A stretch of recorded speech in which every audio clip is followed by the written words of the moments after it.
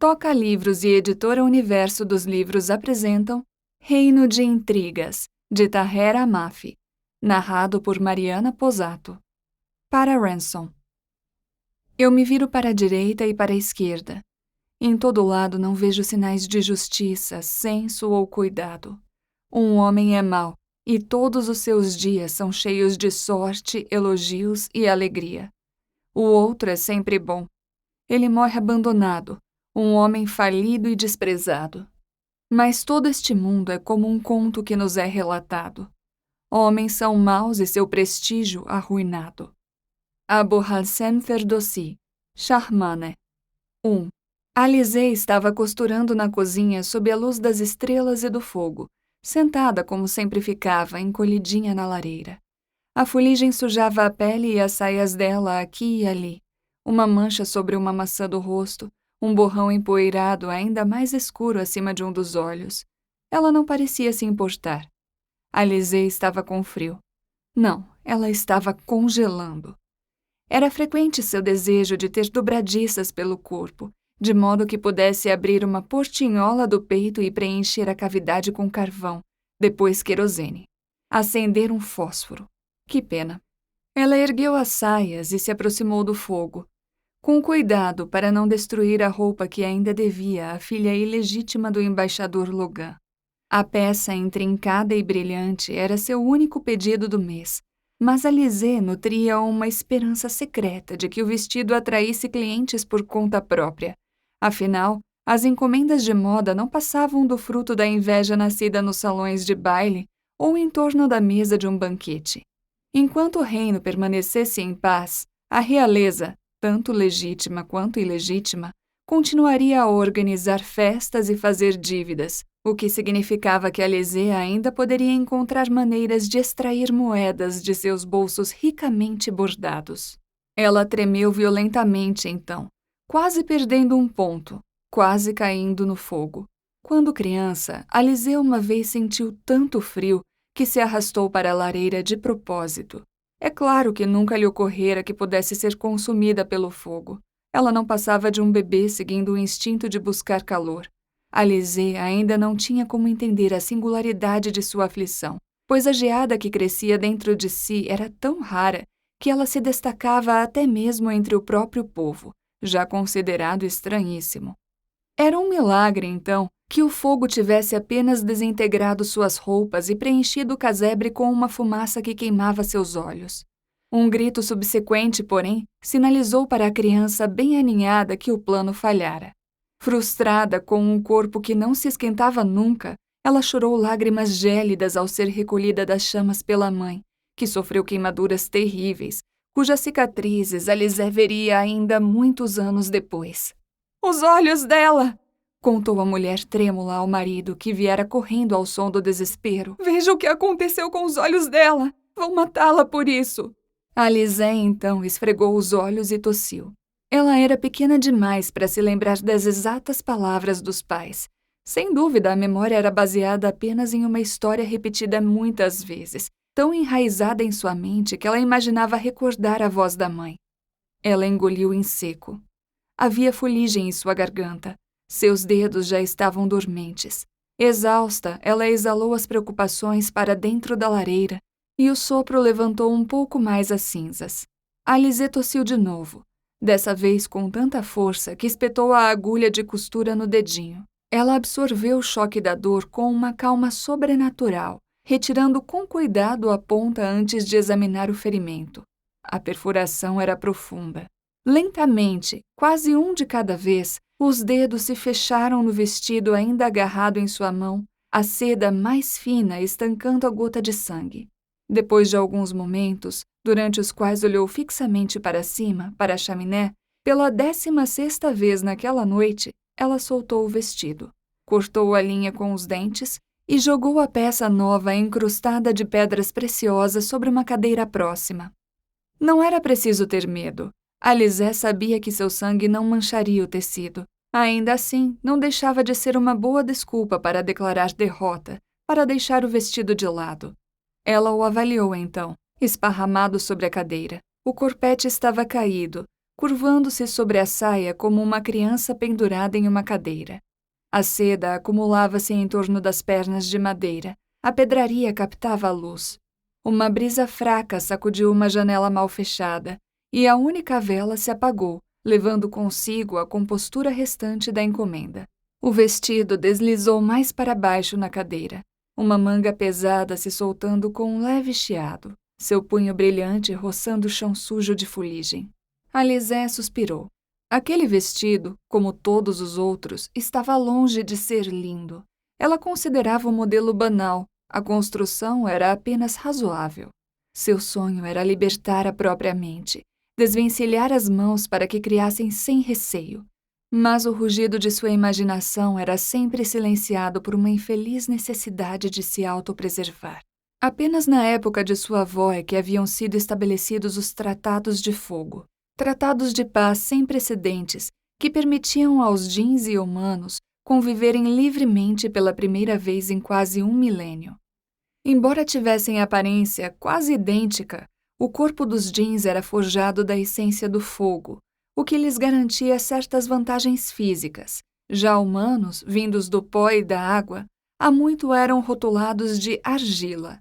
Os jeans haviam aceitado os tratados com variados níveis de alívio, já que as duas raças estiveram presas em um derramamento de sangue por eras e, embora a inimizade entre ambas permanecesse sem solução, todos já estavam cansados de tanta morte. As ruas foram banhadas pela limpidez dourada do sol para inaugurar a nova era daquele frágil tempo de paz. A bandeira e a moeda do Império foram recriadas para homenagear a conquista. Cada artigo real foi timbrado com o lema de um novo tempo, Cours, que a igualdade reine eternamente suprema. Como se viu, porém, a igualdade significava que os jeans deviam rebaixar-se à fraqueza dos humanos, negando a todo momento os poderes inerentes à sua raça, a velocidade, a força e a evanescência eletiva natural de seus corpos. Foram obrigados a cessar de imediato o que o rei havia declarado como operações sobrenaturais, sob pena de morte, e os argilas, que se revelaram criaturas inseguras, estavam sempre dispostos a fazer denúncias. Não importava qual fosse o contexto, Alizé ainda podia ouvir os gritos, os tumultos nas ruas. Ela encarou agora o vestido medíocre. Sempre lutava para não criar algo muito admirável, pois um trabalho extraordinário passava pelo escrutínio mais severo e era logo denunciado como resultado de algum truque sobrenatural. Apenas uma vez, desesperada para conseguir se sustentar com dignidade, Alizé pensou em impressionar uma cliente não com estilo, mas com habilidade. Não só a qualidade do trabalho era de uma magnitude imensuravelmente maior do que a da modista local, como Alizé pôde criar um elegante traje matutino em 1/4 do tempo. E estava disposta a cobrar a metade. O descuido a mandou para a forca. Não fora a cliente feliz, mas a costureira rival que denunciara Alizé aos magistrados. O maior dos milagres foi ter conseguido driblar ser levada à força no meio da noite, fugindo dos campos familiares de sua infância para o anonimato da cidade, esperando se perder entre as massas. Poderia até ser uma maneira de se livrar dos fardos que carregava sempre consigo. Mas Alizé tinha muitas razões para manter-se nas sombras, sendo a principal delas a lembrança de que seus pais haviam perdido a vida para que ela pudesse sobreviver e ter uma vida tranquila. Comportar-se descuidadamente agora seria desonrar seus esforços. Não. Alizé aprendeu da maneira mais difícil a abandonar as encomendas muito antes de começar a amá-las. Ela se levantou e uma nuvem de fuligem ergueu-se junto, ondulando em torno de suas saias. Precisaria limpar a lareira da cozinha antes que a senhora Amina descesse pela manhã, ou provavelmente seria mandada embora de novo. Apesar de toda a sua dedicação, Alizé tinha sido colocada na rua mais vezes do que podia contar. Ela sempre supôs que era preciso pouco incentivo para descartar aquilo que já era visto como descartável, mas tais pensamentos pouco faziam para acalmá-la. Alizé pegou uma vassoura, encolhendo-se um pouco quando o fogo se extinguiu. Era tarde, muito tarde. O tic-tac constante do relógio feria algo em seu coração, deixando-a ansiosa. Alizé tinha uma aversão natural ao escuro. um medo enraizado que não conseguia explicar. Ela preferiria trabalhar com agulha e linha sob a luz do sol, mas passava os dias fazendo o trabalho que realmente importava: esfregar os quartos e as latrinas da Casa Bass, a grande propriedade de sua graça, a duquesa Jamila de Fettrolls. Alizé nunca encontrara a duquesa, só vira o brilho da senhora de longe. A criada se reunia apenas com a senhora Amina, a governanta, que a contratara em caráter experimental, pois Alizé havia chegado sem referências. Por conta disso, ela ainda não tinha permissão de interagir com os outros criados, nem lhe fora atribuído um quarto adequado na ala da criadagem. Ela fora encaminhada para um armário caindo aos pedaços no sótão, onde descobriram uma cama de armar, um colchão roído pelas traças e uma vela pela metade. A jovem ficara acordada na cama estreita naquela primeira noite, tão petrificada que mal conseguia respirar. Não se importava com o sótão caindo aos pedaços, nem com um colchão carcomido, pois sabia estar em posse de uma grande fortuna. Que qualquer grande casa estivesse disposta a empregar o Madin já era bem chocante. Agora, que ela tivesse ganhado um quarto, um refúgio do inverno das ruas. É verdade que Alizé fizera bicos aqui e ali desde a morte dos pais, e muitas vezes ganhara a permissão de dormir dentro de casa ou no celeiro, mas nunca lhe fora dado um espaço só dela. Esta era a primeira vez em anos que ela tinha privacidade, uma porta que podia fechar, e se sentiu tão repleta de felicidade que temia se derreter pelo chão. Seu corpo estremeceu ao observar as vigas de madeira naquela noite, o emaranhado de teias de aranha que lhe cercava a cabeça. Uma grande aranha desenrolou um pedaço de fio, abaixando-se para encará-la, e Alizé apenas sorriu, segurando um odre de água contra o peito. A água tinha sido seu único pedido. Um odre de água? A senhora Amina franziu a testa, como se Alizé fosse engolir o filho da mulher. Você pode buscar sua própria água, menina. Perdoe-me, eu iria, disse Alizé, fitando os próprios sapatos, o rasgo no couro ao redor do dedão que ela ainda não havia consertado. Mas ainda sou nova na cidade e achei difícil o acesso à água fresca tão longe de casa. Não há cisterna confiável nas proximidades, e por hora não posso pagar por uma garrafa de água no mercado. A senhora Amina caiu na gargalhada. Alizé ficou em silêncio, o calor subindo pelo pescoço. Não entendia por que a mulher riu. Você sabe ler, criança? Alizé olhou para cima sem querer, registrando um suspiro familiar e temeroso antes mesmo de travar os olhos nos da mulher. A senhora Amina deu um passo para trás, fechando o sorriso. Sim, respondeu Alizé. Eu sei ler. Então você deve tentar esquecer. Alizé estremeceu. Perdão? Não seja tola. Os olhos da senhora Amina se estreitaram. Ninguém quer uma criada que saiba ler. Você arruína suas perspectivas com essa língua solta. De onde disse que era? Alizé congelou. Ela não sabia dizer se a mulher estava sendo cruel ou amável. Fora a primeira vez que alguém sugerira que sua inteligência podia ser um problema para aquele tipo de trabalho. E então se perguntou se seria mesmo verdade. Talvez fosse sua cabeça, cheia como era, que a fazia ser colocada na rua. Talvez, se fosse cuidadosa, pudesse enfim conseguir manter um emprego por mais de algumas semanas. Ela certamente conseguiria fingir estupidez em troca de segurança. Sou do norte, senhora, respondeu ela calmamente. Seu sotaque não é do norte. Alizé quase admitiu em voz alta que fora criada em relativo isolamento, que aprendera a falar como seus tutores a haviam ensinado. Mas, então, deu-se conta de quem era, de sua posição ali, e não retrucou nada. Como eu suspeitava, disse a senhora Amina, cortando o silêncio. Livre-se desse sotaque ridículo. Você soa como uma idiota tentando se passar por aristocrata. Melhor ainda, não diga nada. Se conseguir fazer isso, pode ser útil para mim. Ouvi dizer que seu tipo não se cansa com facilidade, e espero que seu trabalho confirme os rumores. Caso contrário, não terei escrúpulos em jogá-la de volta à rua. Foi clara? Sim, senhora. Você pode ter seu odre. Obrigada, senhora. Alizé fez uma reverência, virou-se para sair. Ah, e mais uma coisa. Alizé se voltou. Sim, senhora. Arrume um Snowdon o mais rápido possível.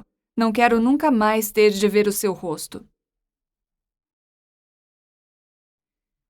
2. Alizée acabara de abrir a porta do armário onde dormia quando sentiu. Ela o sentiu, como se tivesse deslizado os braços pelas mangas de um casaco de inverno. Ela hesitou, com o coração disparado sob o batente da porta. Bobeira. Balançou a cabeça para afastar os pensamentos. Estava imaginando coisas, o que não era de se surpreender, já que precisava tanto dormir. Depois de varrer a lareira, tivera de limpar a fuligem de suas mãos e rosto também, e tudo isso levara muito mais tempo do que esperava. Sua mente cansada dificilmente poderia ser responsabilizada pelos pensamentos delirantes àquela hora. Com um suspiro, Alizée mergulhou um único pé nas profundezas do quarto, tateando na escuridão pelo fósforo e pela vela deixados perto da porta. A senhora Amina não lhe tinha cedido uma segunda vela para levar ao andar de cima à noite, pois não conseguia imaginar o luxo nem a possibilidade de que a menina estaria trabalhando muito depois de os lampiões a gás terem sido apagados. Mas a falta de imaginação da governanta não alterava os fatos. A propriedade era tão alta e tão imensa que tornava quase impossível a luz distante penetrar, exceto pela posição ocasional da lua através de uma janela do corredor escuro. O sótão era opaco à noite, preto como alcatrão. Se não fosse o brilho do céu noturno para ajudá-la a navegar pelos muitos andares até o seu armário, talvez Alizée nunca encontrasse o caminho, pois experimentava um medo tão paralisante na companhia da perfeita escuridão que, ao se deparar com essa cena, demonstrava um apreço ilógico pela morte. A única vela foi encontrada com rapidez, o fósforo depois procurado prontamente riscado, um rasgo no ar e o pavio aceso. Um brilho quente iluminou um círculo no centro de seu quarto e, pela primeira vez naquele dia, Alizée relaxou. Silenciosamente, ela fechou a porta do armário atrás de si, adentrando o cômodo que mal tinha espaço suficiente para acomodar a cama. Ainda assim, ela o amava. Esfregara o armário imundo até os dedos sangrarem e os joelhos latejarem. Naquelas antigas e belas propriedades, quase tudo fora construído com perfeição e enterrado sob camadas de mofo, teias de aranha e sujeira. Alizée descobriu elegantes tacos em espinha de peixe e vigas de madeira maciça no teto. Quando terminou, o quarto cintilava. A senhora Amina não tinha, naturalmente, ido visitar o antigo armário desde que o cedera à criada, mas Alizée muitas vezes se perguntava o que a governanta diria se visse o espaço agora, pois estava irreconhecível. A verdade é que Alizée aprendera a se virar havia muito tempo. Ela removeu o esnoda, desenrolando o delicado véu de tule ao redor dos olhos. O uso da seda era obrigatório para todos que trabalhavam servindo, uma vez que a máscara marcava quem a usava como um membro das classes mais baixas. O tecido fora projetado para o trabalho pesado, a trama aberta o suficiente para cobrir as feições sem obstruir a visão necessária. Alizée escolhera aquela profissão depois de muito refletir e se apegava todos os dias ao anonimato que ela garantia, raramente removendo o esnoda mesmo em seu quarto, pois, embora a maioria das pessoas não entendesse a estranheza que viam em seus olhos, ela temia que um dia a pessoa errada a compreendesse. Respirou fundo agora, pressionando a ponta dos dedos contra as bochechas e as têmporas, massageando suavemente o rosto que ela não via parecia fazer anos. Alizée não tinha espelho, e seus olhares ocasionais para os da casa Bass revelavam apenas o terço inferior da face, os lábios, o queixo, a cervical. Ela era como outra criada sem rosto, uma das dezenas, e tinha apenas vagas lembranças da própria aparência, ou de como lhe descreveram sua aparência. Era como o sussurro da mãe em seu ouvido, a sensação da mão calejada do pai em sua face. Você é a melhor de todos nós, dissera ele uma vez. Alizée refutou a memória ao tirar os sapatos, colocando as botas em um canto. Ao longo dos anos, havia coletado retalhos suficientes de antigas encomendas para costurar ela mesma o par de colcha e travesseiro que agora estava sobre o colchão. As roupas ela pendurava em pregos velhos cobertos meticulosamente por linhas coloridas. Todos os outros itens pessoais ela colocava dentro de um caixote de maçãs que encontrara descartado em um dos galinheiros. Ela tirou as meias e as pendurou, para arejar, em um pedaço de barbante esticado. O vestido foi para um dos ganchos coloridos, o espartilho para outro, o esnoda para o último. Tudo o que a Alizé tinha, tudo o que ela tocava, estava limpo e em ordem, pois havia aprendido há muito tempo que, quando um lar não era encontrado, precisava ser construído. Podia até ser moldado a partir do nada. Coberta apenas pela túnica, ela bocejou ao se sentar na cama, afundando o colchão, ainda tirando os grampos do cabelo. O dia, como seus longos e pesados cachos, despencou sobre seus ombros. Os pensamentos começaram a ficar confusos. Com grande relutância, apagou a vela, puxou as pernas contra o peito e caiu como um inseto leve demais. A falta de lógica de sua fobia só servia para confundi-la, pois, quando estava na cama, com os olhos fechados, imaginava que poderia conquistar mais facilmente a escuridão e tremia com um calafrio já bem conhecido até sucumbir logo ao sono. Puxou a colcha macia por cima dos ombros, tentando não pensar no frio que sentia, tentando não pensar em nada. Na verdade, ela tremia tão violentamente que mal percebeu quando ele se sentou, afundando com seu peso o colchão ao pé de sua cama. Alizé conteve um grito. Seus olhos se abriram de repente, as pupilas cansadas lutando para expandir o campo de visão. De modo agitado, Alizé apalpou a colcha, o travesseiro, o colchão surrado. Não havia nenhum outro corpo na cama. Ninguém no quarto. Ela estava alucinando?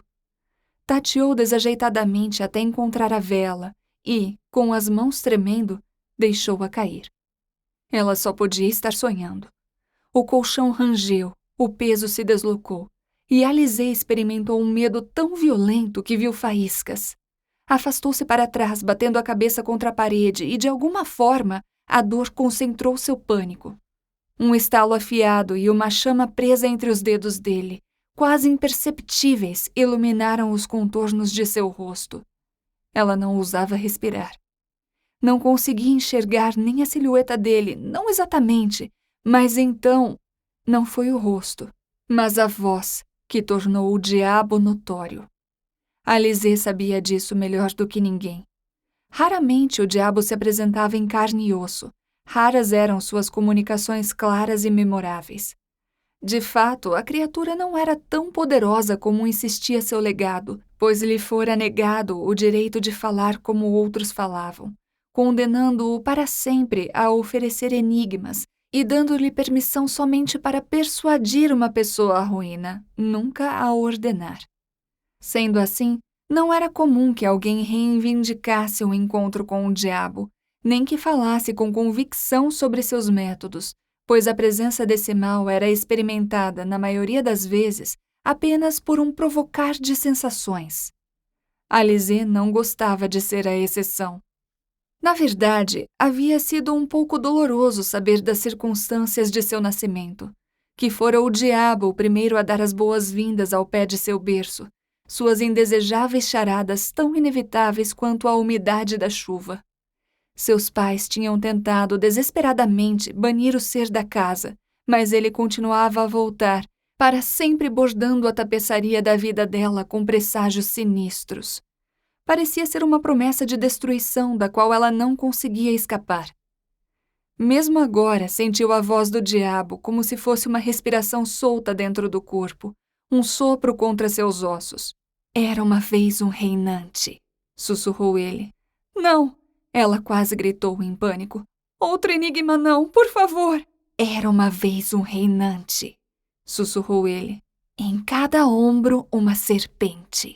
Alizé tapou as orelhas com as mãos e sacudiu a cabeça. Ela nunca quis tanto chorar. Por favor, implorou. Por favor, não! Novamente. Era uma vez um reinante. Em cada ombro uma serpente. Seu mestre não fica doente, desde que bem as alimente. Alizé fechou os olhos com força, Puxou os joelhos contra o peito. Ele não pararia. Ela não poderia fazê-lo se calar. O que elas comem ninguém adivinha, mesmo quando encontram a criança. Por favor, implorou mais. Por favor, não quero saber. O que elas comem ninguém adivinha, mesmo quando encontram a criança, esparramada no chão, que matança, sem cérebro em sua cabecinha. Ela inalou bruscamente e ele se foi. Sumiu, a voz do diabo arrancada de seus ossos. Ao redor, o quarto estremeceu de repente, sombras se levantando e se estendendo, e na luz distorcida, um rosto estranho e nebuloso a fitou. Alizée mordeu o lábio com tanta força que sentiu gosto de sangue. Era um jovem olhando-a agora, um jovem que ela não reconhecia. Que era humano, Alizée não tinha dúvidas, mas havia algo nele que parecia diferente dos outros. À luz fraca, o jovem parecia esculpido não em argila, mas em mármore. O rosto capturado em linhas duras, uma boca suave no centro. Por quanto mais ela o encarava, mais forte seu coração batia. Seria esse o reinante das serpentes? Por que isso importava? Por que ela acreditaria em uma única palavra dita pelo diabo? Ah, mas ela já sabia a resposta para a última pergunta. Alizée estava perdendo a calma. Sua mente berrava para que desviasse o olhar do rosto conjurado. Berrava que isso tudo não passava de loucura, mas ainda assim... O calor subia por seu pescoço. Ela não estava acostumada a olhar por muito tempo para nenhum rosto, e aquele era incrivelmente lindo. Tinha feições nobres, anguloso e cavernoso, certa arrogância em repouso. Ele inclinou a cabeça enquanto a observava, inabalável ao estudar os olhos dela. Toda a atenção imperturbável dele alimentou uma chama esquecida dentro da garota, acordando sua mente cansada. E aí, uma mão. A mão dele, evocada de uma espiral de escuridão. Ele estava a encarando quando roçou um dedo difuso pelos lábios dela. Ela gritou. No início, a história do diabo tinha se desgastado de tanto ser contada, mas Iblis, seu verdadeiro nome, que soava como uma pulsação na ponta da língua, perdeu-se nas catacumbas da história.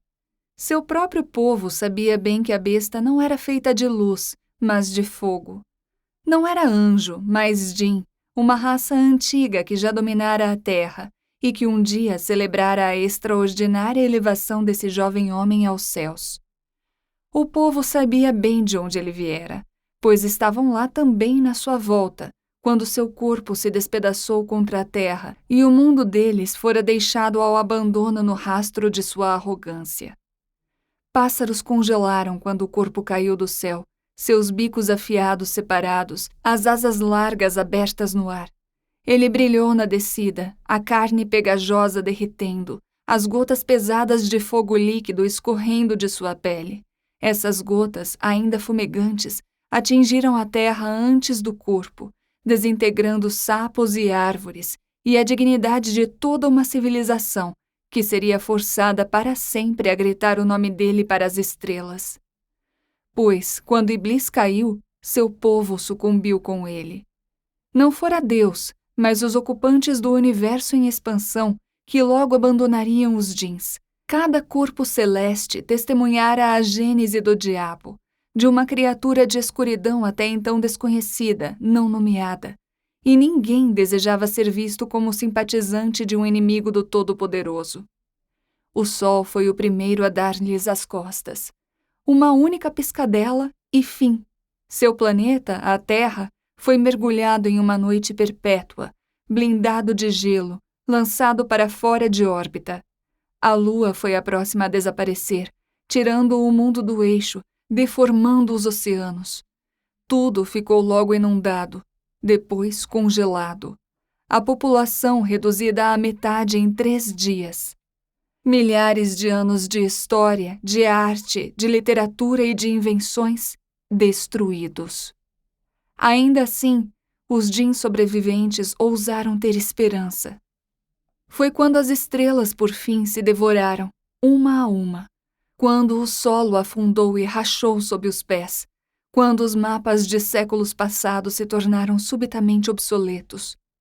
Foi quando já não podiam mais encontrar o caminho pela escuridão perpétua que os Jin se sentiram verdadeira e irrevogavelmente perdidos.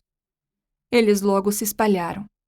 Por seu crime, Iblis foi condenado a uma única tarefa: assombrar para sempre os seres de pó que logo rastejariam para fora da terra. Os argilas, aquela forma bruta e rudimentar diante da qual Iblis não se curvaria, herdariam o mundo que antes pertencia aos Jins. Disso, eles estavam certos, conforme fora predito. Quando? Eles não sabiam.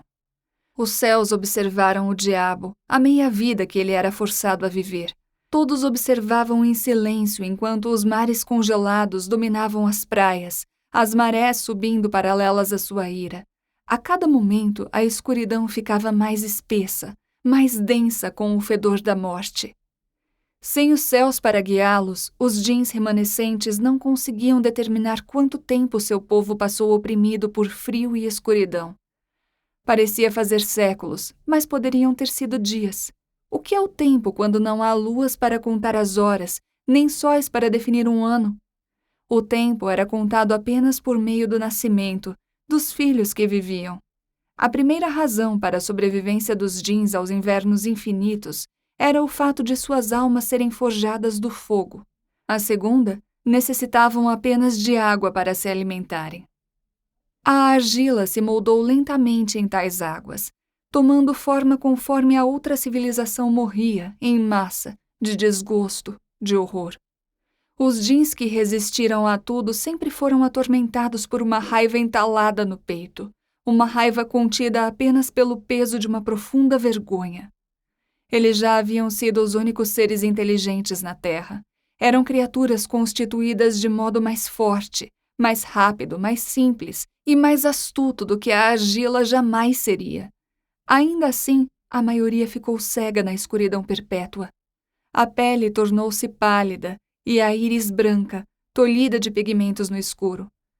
Na torturante ausência do sol, mesmo tais seres de fogo enfraqueceram e, quando o povo argila, recém-formado, enfim se ergueu sobre suas duas pernas, o sol brilhou novamente, de volta à vida, trazendo o planeta de volta ao foco e, com isso, uma dor lancinante. Calor.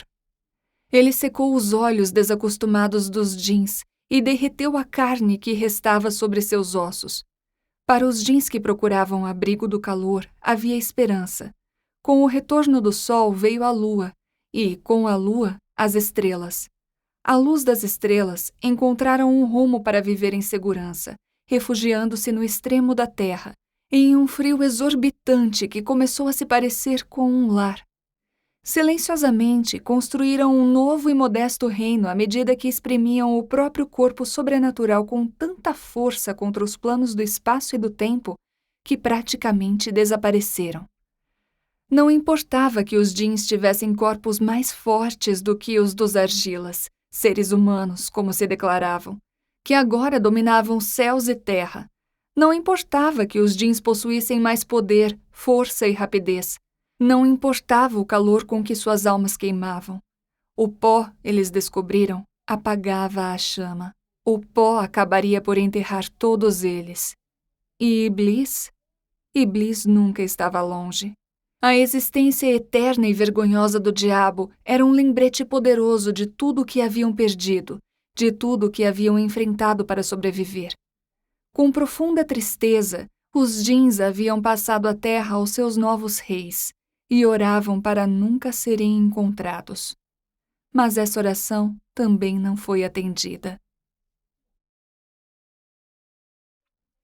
3. Alizé foi empurrada para a luz da manhã. Empurrou-se para fora da cama, enfiou as roupas, enfiou os grampos no cabelo e os sapatos nos pés.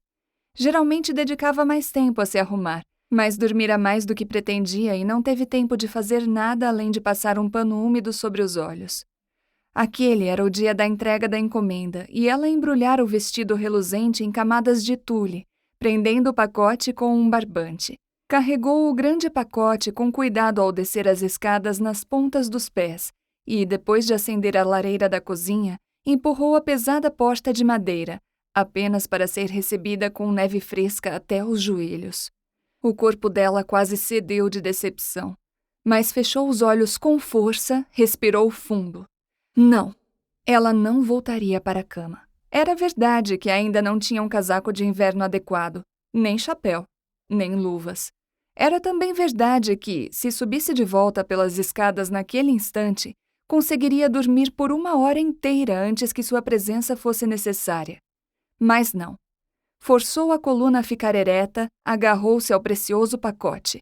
Hoje ela seria paga. Alizé pisou na neve. A lua estava tão grande naquela manhã que ocupava a maior parte do céu, a luz refletida inundando tudo com uma luminescência onírica. O sol era apenas uma alfinetada distante, com seu contorno brilhando através das nuvens fofas. As árvores eram altas e brancas, os ramos pesados com a neve. Era cedo, a neve ainda estava intocada ao longo dos caminhos, e o mundo cintilava, tão branco que parecia quase azul. Neve azul, céu azul, luar azul. O ar parecia até cheirar a azul de tão frio. Alizé encolheu-se mais no casaco fininho, ouvindo o vento que fustigava as ruas. Lavradores apareceram de repente, como se tivessem sido conjurados por seus pensamentos, e ela observou os movimentos coreografados, gorros de pelo vermelhos balançando para lá e para cá conforme pás raspavam o calçamento, revelando fileiras douradas de paralelepípedos. A garota apressou-se por um caminho limpo e sacudiu a neve das roupas, batendo os pés contra as pedras brilhantes. Ela estava molhada até as coxas e não queria pensar nisso. Em vez disso, olhou para cima. O dia ainda não havia nascido. Seus sons ainda não haviam se formado. Os vendedores ambulantes ainda não tinham montado suas barracas. As lojas ainda tinham as janelas fechadas. Um trio de patos verde-claros descia pela calçada salpicada de neve enquanto lojistas cautelosos espiavam pelas portas, cutucando vassouras na neve. Um urso branco colossal descansava em um canto gelado, e uma criança de rua dormia profundamente sobre o pelo dele. Alizé passou longe do urso ao virar a esquina. Seus olhos seguindo uma espiral de fumaça no céu. Carrinhos de comida acendiam suas fogueiras, preparando as mercadorias. Alizé inalou os aromas desconhecidos, testando-os em sua mente. Ela estudara culinária. Podia identificar itens comestíveis ao vê-los, mas não tinha experiência suficiente com comida a ponto de ser capaz de nomear as coisas pelo cheiro. Os jeans gostavam de comida, mas não precisavam dela, não do jeito como a maioria das criaturas precisava. Assim, Alizé havia renunciado à alimentação por muitos anos. Ela usava seu dinheiro para pagar pelo material de costura e por banhos regulares nos hammams locais. Sua necessidade de limpeza era proporcional à necessidade de água. O fogo era sua alma, mas a água era sua vida. Era tudo de que precisava para sobreviver. Ela a bebia, banhava-se nela, precisava ficar perto dela. A limpeza era um princípio vital, imposto desde a infância. A cada poucos meses, ela caminhava floresta adentro para encontrar uma salvadora pérsica, uma árvore cujos galhos são usados como escova de dentes, da qual ela colhia ramos a fim de manter a boca limpa e os dentes brancos. Seu trabalho por vezes a deixava suja, e qualquer tempo livre ela passava a se assear. Na verdade, sua preocupação com a limpeza a levara a considerar os benefícios de tal profissão. Alizé parou. Havia se deparado com um feixe de sol e permaneceu nele, aquecendo-se sob os raios conforme uma memória florescia na mente. Um balde ensaboado, as cerdas grossas de um escovão, seus pais rindo. A memória não parecia muito diferente do toque de uma mão quente em seu peito. A mãe e o pai dela consideravam imprescindível ensinar a filha não apenas a limpar e cuidar da casa, mas sobre conhecimentos básicos de quase todo o trabalho técnico e mecânico. Ambos queriam que ela conhecesse o peso de um dia de trabalho. Contudo, o intuito era apenas ensinar-lhe uma lição valiosa.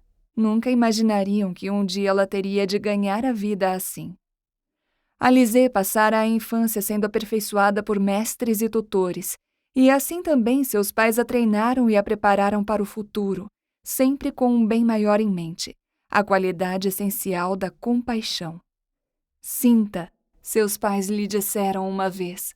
As algemas usadas por seu povo muitas vezes não são vistas pelos olhos. Sinta, disseram, pois, mesmo cega, você saberá como rompê-las. Seus pais ririam se a vissem agora? Chorariam? Alizé não se importava de trabalhar como criada. Ela nunca temera o trabalho duro, mas sabia que provavelmente seria uma decepção para os pais, mesmo que apenas para a memória deles. Seu sorriso vacilou.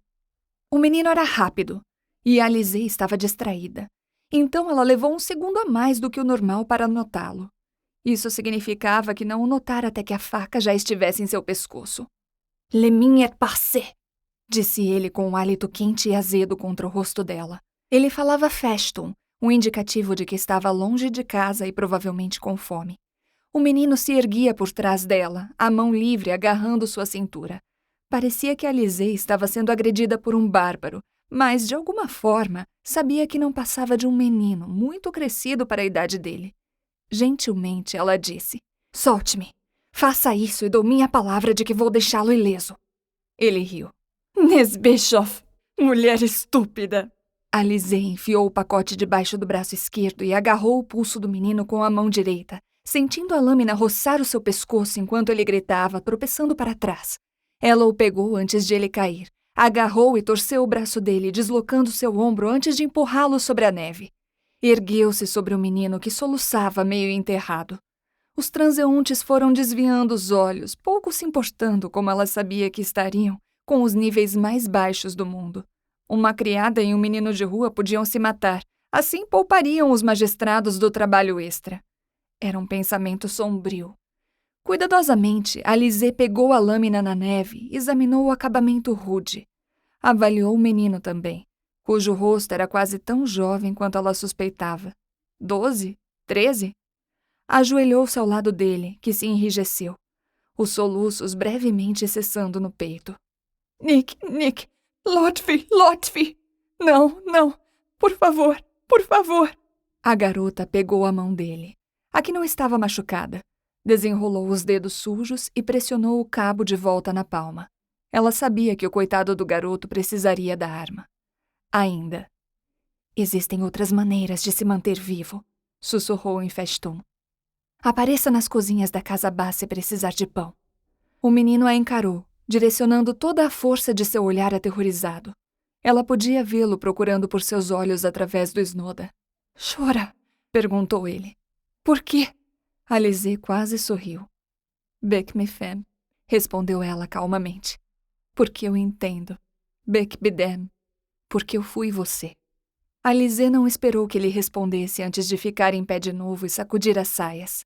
Sentiu uma umidade no pescoço e tirou um lenço do bolso, pressionando-o contra a ferida. Ela ainda estava ali, imóvel, quando o sino tocou, sinalizando a hora e fazendo uma constelação de estorninhos levantar voo, sua plumagem iridescente brilhando na luz. Alizé respirou fundo, puxando o ar frio para os pulmões. Ela odiava o frio, mas ele era estimulante pelo menos, e o desconforto perpétuo a mantinha acordada. Era melhor do que qualquer xícara de chá. Embora talvez tivesse dormido 2 horas naquela noite, não podia se permitir a sofrer por essa privação. Esperava-se que começasse a trabalhar para a senhora Amina em precisamente 1 hora, o que significava que teria de fazer muita coisa nos próximos 60 minutos. Mesmo assim, ela hesitou. A faca no pescoço a havia perturbado. Não era a agressividade que ela achava enervante. Em seu tempo nas ruas, fizera muito pior do que o menino faminto empunhando uma faca. Era o momento. Não tinha se esquecido dos eventos da noite passada. A voz do diabo, o rosto do jovem. Ela não tinha se esquecido, apenas deixara de lado. Preocupar-se demandava tempo. Para Alizé, seria uma terceira ocupação. Era um trabalho que lhe exigia um tempo livre do qual raramente dispunha. Então, muitas vezes, arquivava a angústia, deixando-a acumular poeira até que encontrasse um momento de sobra. Mas Alizé não era boba. Iblis a perseguira por toda a vida, levando-a perto da loucura com os enigmas indecifráveis. Nunca fora capaz de entender o interesse permanente que tinha por ela, Pois, embora ela soubesse que a geada em suas veias a tornava incomum mesmo entre o próprio povo, não parecia razão suficiente para submeter uma jovem a toda aquela tortura. Ela odiava como sua vida havia sido trançada sob os sussurros de tal besta. O diabo era universalmente insultado por djinns e argilas, mas levara milênios para humanos discernirem esta verdade. Os djinns odiavam o diabo talvez mais do que qualquer outro povo. Iblis fora responsável, afinal, pela queda de sua civilização, pela implacável existência sem luz a que os ancestrais de Alizé haviam sido condenados há muito tempo. Os djinns sofreram muito como resultado das ações de Iblis, de sua arrogância, nas mãos de humanos que por milhares de anos consideraram seu divino dever expurgar a terra de tais seres, seres vistos apenas como descendentes do diabo. A marca desse ódio não seria removida com facilidade. Uma certeza, pelo menos, fora provada a Alizé mais de uma vez. A presença do diabo em sua vida era um presságio, um agouro de desgraça iminente. Ela ouvira aquela voz antes de toda a morte, de toda a tristeza, antes de toda a junta inflamada na qual sua vida reumática se transformara. Só quando se sentia especialmente de coração amolecido, ela reconhecia uma suspeita incômoda.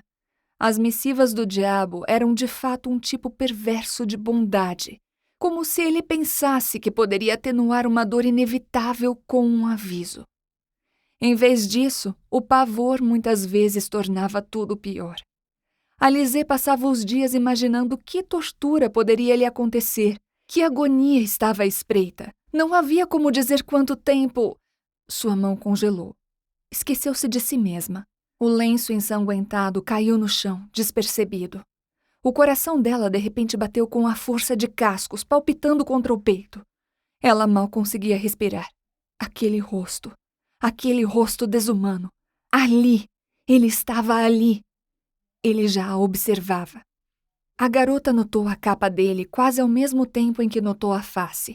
A camurça de lã preta era pesada, requintadamente elaborada. Ela reconheceu a sutil grandiosidade mesmo dali, mesmo naquele momento. Era, sem dúvida, o trabalho de Madame Nesrin, a costureira mestra do ateliê mais prestigioso do Império. Alizé reconheceria o trabalho da senhora em qualquer lugar. Aliás, reconheceria o trabalho de quase todos os ateliês do Império, o que significava que, em geral, bastava botar os olhos sobre um estranho para saber quantas pessoas fingiriam chorar no funeral dele. A morte daquele homem, com os bolsos mais fundos e mais cheios, sem dúvida, do que os do próprio Dorius, seria lamentada por uma horda de bajuladores, ela concluiu. O estranho era alto, ameaçador. Ele tinha puxado o capuz sobre a cabeça, deixando a maior parte do rosto na sombra, mas estava longe de ser a criatura anônima que esperava. Ao vento, Alizé vislumbrou o forro de sua capa, a mais pura seda tingida, como se envelhecida em vinho, curada pelo gelo. Anos eram necessários para criar tal textura, milhares de horas de trabalho. O jovem provavelmente não tinha ideia do que vestia, assim como não parecia ter ideia de que ela poderia dizer, mesmo dali, que o fecho em torno do pescoço era de ouro puro, que o valor das botas simples dele, sem adornos, alimentaria centenas de famílias da cidade. Era idiotice lhe pensar que poderia passar desapercebido por ali, que estava em vantagem em relação a ela, que poderia... Alizé ficou mortalmente imóvel. O entendimento despertou aos poucos em sua mente e, com ele, a inquietação intensa e vertiginosa. Há quanto tempo ele estava parado ali? Era uma vez um reinante. Em cada ombro, uma serpente. Na verdade, Alizé poderia nem ter notado sua presença se ele não estivesse olhando diretamente para ela, prendendo-a no ar com os olhos. Então ela foi atingida e se engasgou. Foi atingida com a força de um trovão. Ela ouviu agora apenas porque ele permitiu que ela ouvisse. Quem era a idiota, então? Ela. O pânico incendiou o peito de Alizé, que se arrancou do chão e praticamente desapareceu, correndo em disparada pelas ruas com a rapidez sobrenatural que ela normalmente guardava para os piores conflitos. Alizé não sabia que escuridão aquele estranho homem de argila traria. Sabia apenas que nunca seria capaz de vencê-la. Ainda assim, tinha de tentar. 4. A lua estava tão grande no céu que Kamran pensou ser capaz de levar um dedo à pele dela e desenhar círculos em torno das feridas. Olhou os veios e as manchas, as marcas brancas como teias de aranha. Estudou tudo conforme sua mente trabalhava, com os olhos se estreitando no rescaldo de uma ilusão impossível. Ela praticamente desapareceu. Ele não pretendia encarar, mas como, também, desviaria o olhar? Ele vira o perigo nos movimentos do assaltante antes mesmo que o homem sacasse a faca. Pior, ninguém deu a menor atenção à briga. A moça poderia ter sido mutilada, sequestrada ou assassinada das piores maneiras. E, mesmo que Kamran tivesse jurado anonimato à luz do dia, todos os seus instintos o compeliram a emitir um aviso, a intervir antes que fosse tarde demais. Ele não precisava ter se preocupado. Ainda assim, havia muita coisa que o incomodava, como o fato de que parecia haver algo de errado com a jovem. Ela usava um snoda, um véu de seda semitransparente, ao redor dos olhos e nariz, que não a ocultava totalmente, mas obscurecia suas feições. O snoda em si não queria dizer muita coisa. Era exigido de todos os que trabalhavam no serviço doméstico. Ela se apresentava ostensivamente como criada. Mas criados não eram obrigados a usar o snoda fora do trabalho, e era incomum que a moça usasse o dela na rua, de madrugada, quando a realeza ainda estava na cama. Parecia muito mais provável que ela não fosse uma criada. Espiões vinham se infiltrando no Império de Ardúnia há anos, mas os números tinham crescido perigosamente nos meses mais recentes, alimentando uma inquietante preocupação que agora invadia os pensamentos de Kamran, e da qual ele não conseguia se livrar. Exalou sua frustração, formando uma nuvem no ar frio.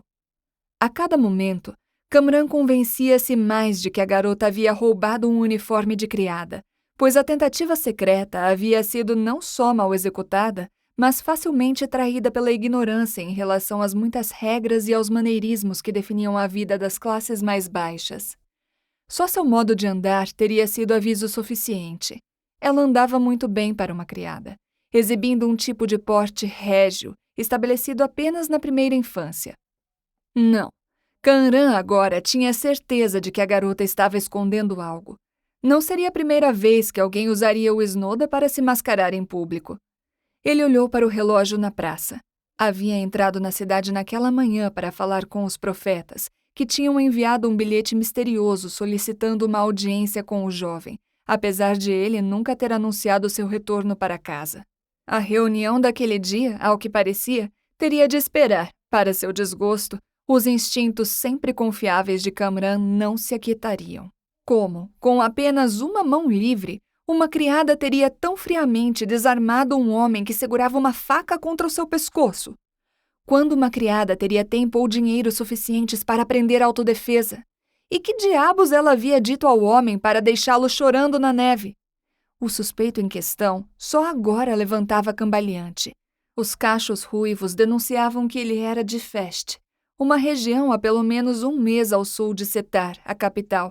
Não apenas o assaltante estava longe de casa, como parecia estar com muita dor, um braço pendendo mais baixo que o outro. Kamran observou o ruivo segurar o membro dolorido, deslocado aparentemente, cuidadosamente se firmando. Lágrimas tinham traçado caminhos limpos em suas bochechas sujas, e, pela primeira vez, Kamran deu uma boa olhada no criminoso. Caso tivesse mais prática demonstrando emoções, seu semblante teria registrado surpresa. O agressor era muito jovem. Ele moveu-se rapidamente em direção ao agressor, deslizando uma máscara de intrincada cota de malha sobre o rosto. Andou ao vento, a capa batendo contra as botas, e parou apenas ao quase colidir com a criança. Era o suficiente para que o menino Fest saltasse para trás em sua abordagem, estremecendo quando o movimento sacudiu seu braço lesionado. O menino embalou o braço, encolhendo-se, a cabeça ao peito, como um bichinho humilhado, e, com um murmúrio ininteligível, tentou passar. "Lofte-Rish Beheshti! Por favor, senhor, licença!" A ousadia dessa criança, Kamran mal podia acreditar. Ainda assim, era um conforto saber que ele acertara. O menino falava Pashtun e estava longe de casa. Kamran tinha a intenção de entregar a criança aos magistrados. Tivera sido seu único propósito em ir até o garoto. Mas agora, incapaz de se desvencilhar das suspeitas, ele se mostrou hesitante. Novamente, a criança tentou passar e, novamente, Kamran bloqueou o caminho. "Kiatango Fetcheknes", o que a moça lhe disse. O menino se assustou, dando um passo para trás. Sua pele era 1 ou 2 tons mais claros do que seus olhos castanhos, com sardas mais escuras sobre o nariz. O calor espalhou-se pelo rosto dele, formando vergões vermelhos não muito agradáveis. "Beheshti hidnek mifin." "Sinto muito, senhor, não entendo." Kamran aproximou-se. O menino quase choramingou. "Javmin", disse. "Pres, responda-me, agora!" O menino, então, soltou a língua, falando quase rápido demais para ser compreendido.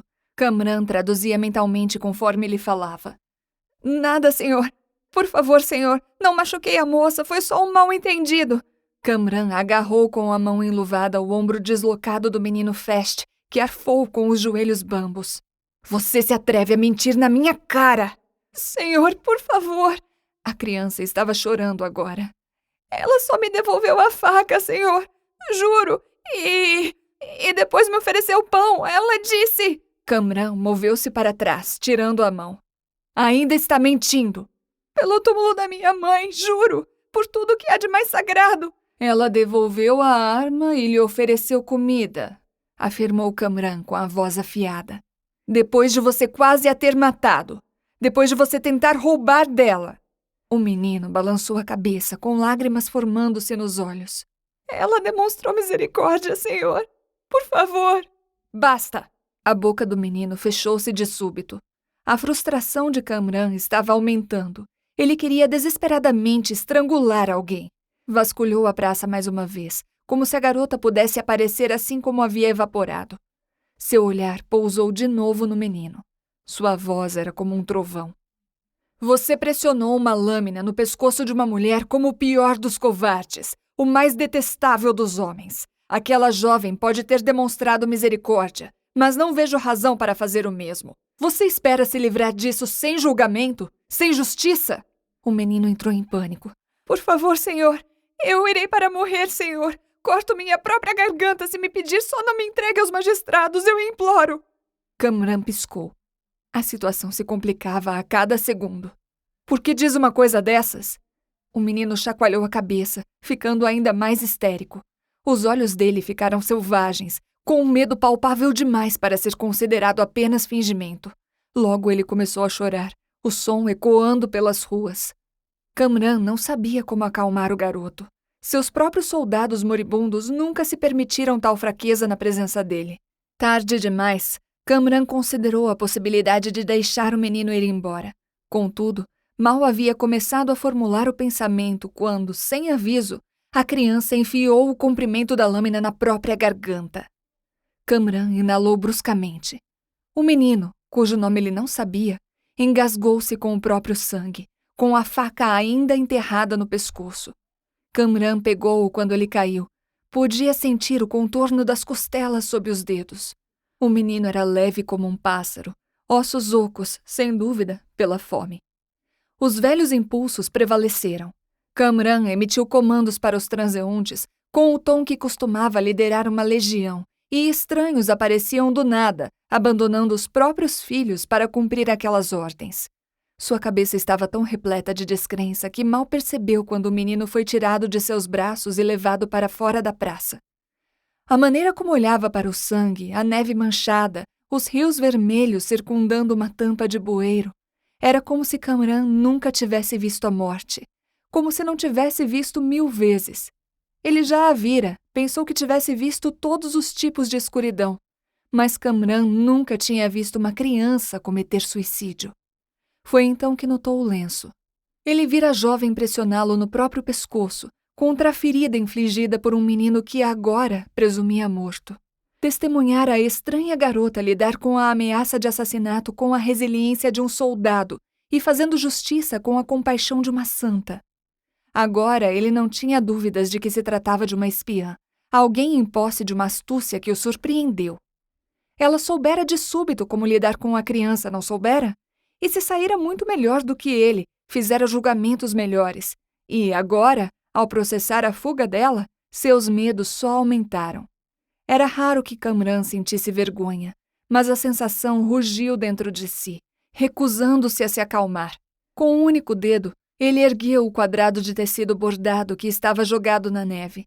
Esperava que o tecido branco estivesse manchado de sangue. Estava impecável. 5. As botas de Kamran bateram contra o chão de mármore com a força de costume, os sons ecoando pelos corredores cavernosos de sua casa.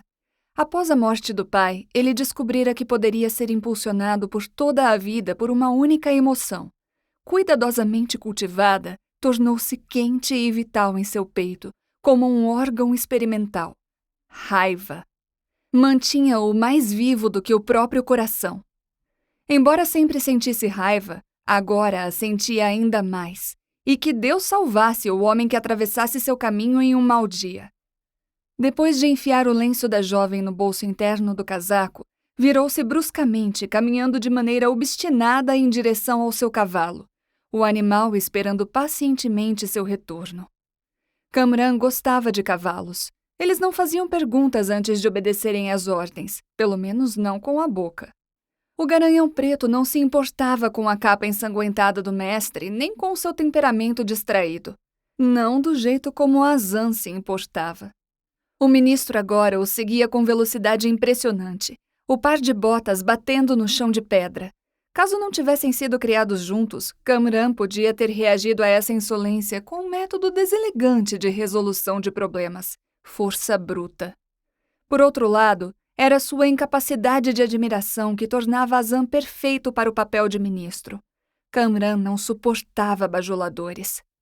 "O senhor é pior que um idiota, sabia?" disse Azan com grande serenidade. "O senhor deveria ser pregado na mais antiga árvore. Eu deveria deixar os escaravelhos arrancarem a carne dos seus ossos." Kamran não retrucou. "Pode levar semanas." Azan o tinha alcançado e agora mantinha o ritmo facilmente. "Eu os assistiria com alegria, devorando seus olhos." "Certamente você exagera." "Garanto-lhe que não." Sem aviso, Kamran parou de andar. Azan, por mérito próprio, não vacilou. Os dois jovens viraram-se bruscamente para encarar um ao outro. Azan já fora o tipo de menino cujos joelhos pareciam juntas artríticas. Quando criança, mal conseguia ficar de pé. Kamran não podia deixar de se maravilhar com a diferença de agora. Com o menino que se tornara o tipo de homem que se sentia confortável ameaçando matar o príncipe herdeiro com um sorriso. Foi com um respeito relutante que Kamran encarou o ministro. Ambos tinham quase a mesma altura, biotipos semelhantes, feições radicalmente diferentes. "Não", disse Kamran, parecendo cansado até para si mesmo. A ponta afiada de sua raiva começara a desaparecer. "Quanto ao seu entusiasmo pela minha morte sanguinolenta, não tenho dúvidas sobre isso. Refiro-me apenas à avaliação do dano que você alega ter sido causado por mim." Os olhos cor de avelã de Azan brilharam com o comentário, o único sinal externo de sua frustração. Ainda assim, falou calmamente. "Se há qualquer incerteza em sua mente a respeito do grave erro que cometeu, isso apenas me diz, senhor, que deveria ter seu pescoço examinado pelo açougueiro do palácio." Kamran quase sorriu. "Você acha isso engraçado?" Azan deu um passo comedido para mais perto. "O senhor apenas alertou o reino sobre sua presença, apenas gritou para a multidão todas as evidências acerca de sua identidade, apenas marcou-se como um alvo enquanto estava totalmente desprotegido." Kamran soltou o fecho em sua garganta, esticou o pescoço, deixou cair o manto. A peça foi amparada por mãos invisíveis, um criado semelhante a um espectro entrando e desaparecendo de vista, levando a roupa ensanguentada. Nessa fração de segundo, viu o borrão do esnoda do criado e foi lembrado novamente da garota. Ele passou a mão pelo rosto, com resultados sombrios. Havia se esquecido do sangue seco do menino nas palmas e esperava que pudesse esquecer novamente. Nesse ínterim, apenas ouviu metade das reprimendas do ministro, com as quais não concordava em absoluto. O príncipe não via suas ações como tolas, nem achava que não devia se interessar pelos assuntos das classes mais baixas. Em particular, Kamran podia até concordar com a futilidade de tal interesse, pois ele sabia que, se resolvesse se preocupar com cada ato de violência nas ruas da cidade, mal encontraria tempo para respirar. Mas, além de o interesse pela vida dos habitantes de Ardúnia estar inteiramente nos limites do que se espera do príncipe, o acontecimento daquela manhã lhe parecera mais do que um ato aleatório de violência. Na verdade, quanto mais analisava a situação, mais nefasta ela ficava, e seus participantes se tornavam mais complexos do que pareceram ser a princípio. Pareceu mesmo sensato, naquele momento, intervir. Uma situação que dizia respeito a dois corpos inúteis que ficariam melhor eliminados pela própria espécie, disse Azan sem se afetar. A garota achou por bem deixar o garoto ir embora, como o senhor mesmo alega. E, ainda assim, o senhor considerou o julgamento dela ineficaz? Julgou necessário brincar de Deus? Não responda. Acho que prefiro não saber. Kamran apenas olhou para o ministro. Os lábios de Azan se apertaram em uma linha fina. Eu poderia até admirar a sabedoria de sua intervenção, caso o garoto tivesse, de fato, matado a moça. Tirando isso, disse ele categoricamente, não vejo desculpa para seu comportamento imprudente, senhor. Nenhuma explicação para a falta de consideração necessária, exceto uma necessidade grotesca de ser um herói. Kamran fitou o teto. Amava poucas coisas em sua vida, mas apreciava o conforto da simetria, das sequências que faziam sentido. Olhou agora para o alto, para os tetos abobadados, a arte esculpida nos cantos das paredes. Cada trecho e cavidade era adornado com estrelas de metais raros, azulejos esmaltados habilmente dispostos em padrões geométricos que se repetiam ao infinito. Ele ergueu a mão ensanguentada, e Azan ficou em silêncio. Chega, disse Kamran calmamente. Aguentei sua censura por tempo suficiente. Sim, Vossa Alteza. Azan deu um passo para trás, mas encarou o príncipe com curiosidade. Mais do que o normal, eu diria. Kamran forçou um sorriso sarcástico. Peço-lhe que me poupe de sua análise. Atrevo-me a lembrá-lo, senhor, que é meu dever imperial lhe fornecer a análise que tanto detesta. Um fato lamentável. E uma ocupação repugnante, não é? Quando um conselho é assim recebido? Uma recomendação, ministro. Ao aconselhar um bárbaro, você pode considerar primeiro diminuir suas expectativas. Azan sorriu. O senhor não está se parecendo consigo mesmo hoje. Mais esperto do que o normal, não é? Seu humor está muito mais sombrio esta manhã do que gostaria de admitir. Agora mesmo eu poderia perguntar por que a morte de uma criança de rua o deixa tão exausto. Você estaria desperdiçando fôlego nessa tarefa. Ah, Azan ainda mantinha o sorriso. Vejo que o dia ainda não amanheceu o suficiente para receber a sua honestidade. Se estou realmente exausto, disse o príncipe, perdendo um mínimo de compostura. É sem dúvida um sintoma do meu entusiasmo lembrá-lo de que meu pai o teria enforcado pela insolência. Exatamente, concordou Azan com suavidade. Embora me ocorra agora que o senhor não é o seu pai. Kamran levantou a cabeça. Ele puxou sua espada da bainha sem pensar, e só quando viu a satisfação mal contida nos olhos do ministro, parou, com a mão congelada no cabo. Kamran estava abalado. Ele estivera fora de casa por mais de um ano. Esquecera-se de como ter conversas normais. Longos meses passados a serviço do Império, protegendo fronteiras, liderando batalhas, sonhando com a morte. A rivalidade de Ardúnia com o Sul era tão antiga quanto o tempo.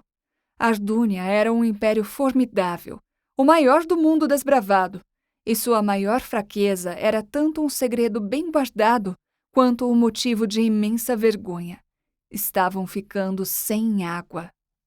Kamran se orgulhava dos sistemas de Qanats existentes em Ardúnia, redes intuitivas que transportavam água de aquíferos para reservatórios na superfície, e das quais dependia a oferta de água potável e irrigação.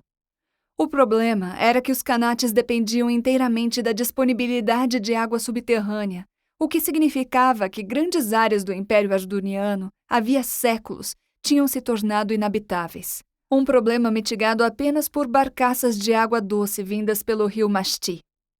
O caminho mais rápido para essa hidrovia titânica localizava-se no Nadir de Tulan, um pequeno império vizinho que fazia fronteira no extremo sul de Ardúnia. Tulan era como uma pulga da qual não conseguiam se livrar, um parasita que não podia ser eliminado nem exumado. O maior desejo do império era construir um arqueduto diretamente no coração dessa nação ao sul, mas, década após década, seus reis não se curvavam à ideia. A única oferta pacífica de Tulan em troca de tal acesso era um imposto punitivo e destrutivo, alto demais até mesmo para Ardúnia. Várias vezes eles tentaram dizimar Tulan, mas as forças ardunianas sofreram perdas surpreendentes. O próprio pai de Kamran havia morrido na empreitada. E ninguém do norte conseguia entender o porquê. O ódio erguido entre as duas nações não era muito diferente de uma cordilheira intransponível. Por quase um século, as forças navais ardunianas foram forçadas a usar uma rota muito mais perigosa até a água, viajando muitos meses para chegar ao rio tempestuoso. Era sorte, então, que Ardúnia tivesse sido abençoada não apenas com uma estação chuvosa confiável, mas com engenheiros que construíram impressionantes áreas de captação para armazenar a água da chuva por anos. Mesmo assim, as nuvens nunca pareciam se encher ultimamente, e as cisternas do império estavam se esvaziando. Todos os dias, Kamran rezava por chuva. O império de Ardúnia não estava oficialmente em guerra, ainda, mas a paz, Kamran tinha aprendido, também era mantida a um preço sangrento. Vossa Alteza! A voz hesitante de Azan assustou o príncipe, trazendo-o de volta ao momento presente. Perdoe-me, falo sem pensar. Kamran olhou para cima. Os detalhes do salão em que estava entraram de repente em foco. Piso de mármore brilhante, colunas de jade imponentes, altos tetos opalescentes. Sentiu o punho de couro gasto de sua espada em sua palma, cada vez mais consciente da musculatura do próprio corpo, do peso denso que levava sempre consigo e raramente considerava, o peso dos braços, o peso das pernas. Obrigou-se a devolver a espada à bainha, fechando os olhos brevemente. Sentiu o aroma de água de rosas e arroz fresco. Um criado passou apressado, carregando uma bandeja de cobre com um jogo de chá. Há quanto tempo ele estivera perdido nos próprios pensamentos? Kamran andava ansioso e distraído ultimamente. A recente onda de espiões tulanianos descoberta nas terras do Império pouco colaborava para que ele dormisse. Sozinha, teria sido uma descoberta perturbadora o suficiente, mas a informação foi agravada pela própria miríade de preocupações. Não só o príncipe temia pelos reservatórios, como tinha visto coisas em sua recente viagem que continuavam a inquietá-lo. O futuro parecia obscuro, e seu papel nele, sombrio. Como era de se esperar, o príncipe enviara ao avô frequentes atualizações enquanto estivera fora. A última carta tinha sido abundante em notícias de Tulan, cujo pequeno império ia se tornando ainda mais ousado com o passar dos dias. Rumores de discórdia e manobras políticas espalhavam-se cada vez mais, e, apesar da tênue paz entre os dois impérios, Kamran suspeitava que a guerra logo seria inevitável. Seu retorno à capital na semana anterior se devia a apenas 2 motivos. Primeiro, depois de completar uma perigosa viagem marítima, tivera de reabastecer as cisternas centrais que proviam o restante do império e depois conduzir as tropas com segurança às suas casas. Segundo, e mais simples, seu avô havia lhe pedido isso. Em resposta às muitas preocupações de Kamran, o príncipe fora instruído a retornar a Setar. Para descansar, seu avô havia dito. Um pedido bastante inofensivo, que Kamran sabia ser bem incomum. Fazia uma semana que o príncipe havia retornado ao palácio, e a cada dia ele ficava mais preocupado. Mesmo depois de 7 dias em casa, o rei ainda não havia respondido diretamente à sua carta, e Kamran foi ficando inquieto, sem uma missão, sem seus soldados. Agora ouvia a Azan articular esses mesmos pensamentos, permitindo que a mesma inquietação fosse talvez a única explicação plausível para suas ações nesta manhã.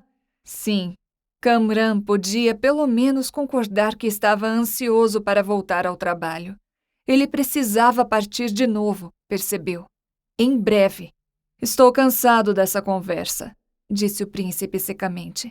Ajude-me a chegar à sua rápida conclusão e diga-me do que precisa. Preciso sair. Azan hesitou. Sim, senhor, é claro. Mas o senhor não gostaria de saber o que houve com a criança? Que criança? O menino, é claro, aquele cujo sangue ainda mancha suas mãos. Kamran enrijeceu. Sua raiva repentinamente voltando à vida. Custava pouco, percebeu, para reacender um fogo que só ficava entorpecido, nunca morria. Não, não gostaria. Mas pode confortá-lo saber que ele ainda não está morto. Confortar-me? O senhor parece angustiado, Vossa Alteza. E eu... Kamran deu um passo à frente, seus olhos brilhando, e estudou Azan de perto. A inclinação acidentada do nariz, o cabelo louro acinzentado. A pele de Azan era tão... Esperamos que você tenha gostado desta prévia. Para continuar ouvindo este audiolivro no Google Play Livros, use o link na descrição do vídeo.